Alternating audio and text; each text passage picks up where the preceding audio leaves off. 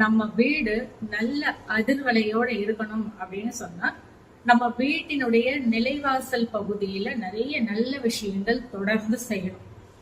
முதல் விஷயம், வீட்டினுடைய நிலைவாசல் எப்பொழுதுமே மஞ்சள் குங்குமத்தோட மங்களகரமா இருக்கும். எப்பொழுதும் ஒரு காலமும் அந்த நிலைவாசல் அப்படின்றது அழுக்காகவோ உலர்ந்த நிலையிலோ இல்ல மஞ்சள் குங்குமம் இல்லாமல் இருக்கிறதோ அந்த மாதிரி இருக்காது.